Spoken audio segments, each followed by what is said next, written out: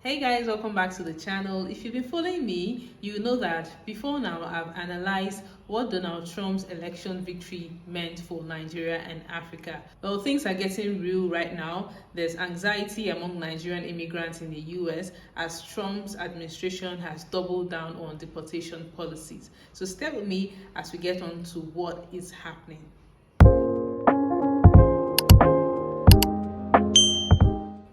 Before we get into what is happening and how it would affect immigrants in the US, let me just take a moment to explain to you Donald Trump's executive orders on immigration, what it means and how it will affect migrants in the United States. First of all, what is an executive order? An executive order is a decision made by the United States President without needing the Congress to approve of it. However, these orders can be challenged in court and overturned if they are unconstitutional. So now let's look at some of Trump's key orders on immigration, which is what I want to talk about today. Now, first of all, Trump wants to detain up to 30,000 migrants at the United States military base in Guantanamo Bay, Cuba. Now, this base is known for holding the suspected terrorists after the 9/11 attack. Human rights groups are strongly against his plan because they are saying that the Guantanamo Bay is synonymous for torture and it's a symbol of torture and abuse. And then a lot of legal experts believe that Trump might not be able to make this happen. Now, another major order, Trump signed an executive order to stop birthright citizenship. Now, since 1868, if I'm correct, yes, 1868, according to the law in the United States, if you are born in the US, you automatically become a United States citizen.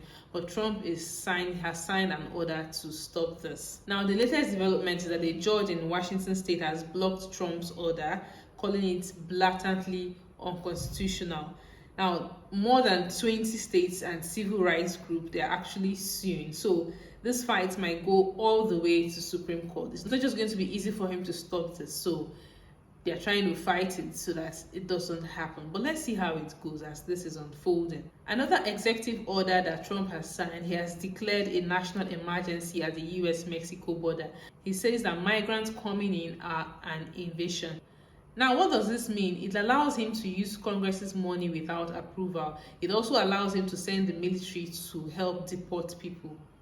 But then again, some states are not cooperating with this order because according to legal experts, they say invasion means military attack. So migrants coming in are not the same thing as military attack. So some states are not cooperating with this order from what I have read so far. Another order is that Trump has stopped the US refugee program. He has placed it on hold for 90 days. That means that no new refugees are being accepted, and the ones that are already been accepted, the processes are on hold, basically. As it stands, thousands of people are stuck at the Mexican border.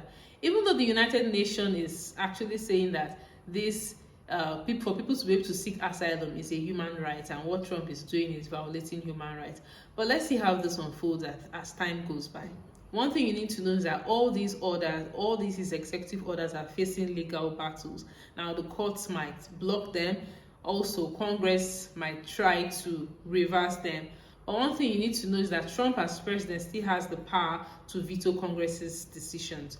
That's what you need to know basically about Trump's immigration orders. Now, let's talk about Nigerian immigrants. The fear among Nigerian immigrants since Trump assumed office, there has been this anxiety among Nigerian immigrants, especially undocumented immigrants. Social media has been abuzz with warnings about the United States Immigration and Customs Enforcement, as the ICE, how they have been raiding African markets and public spaces. Though we do not know how authentic this information is, but it has been making people, Nigerian immigrants in the US, really scared and anxious about the whole development. Now, let's talk numbers. Under Trump's aggressive deportation policies, thousands of undocumented Nigerians in the United States are at risk. In 2019 alone, over 1,000 Nigerians were deported. Now, fast forward to now, according to reports, we have about 3,690 more Nigerians on the deportation list. Now, according to a document from the ICE, as of November 2024, there were over 1.4 million non-citizens in the United States with final removal orders. And guess what? More than 5,144 Nigerians are expected to be deported in the first phase of the crackdown. So this has caused a lot of anxiety amongst undocumented Nigerians in the United States.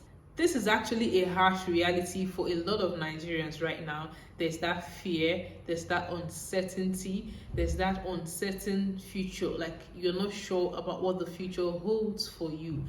So how is the government in Nigeria reacting to this situation? Well, the Nigerians in Diaspora Commission, NIDCOM, says that they are prepared to receive Nigerians back home. According to them, they said the government has set up an interagency committee to handle the situation.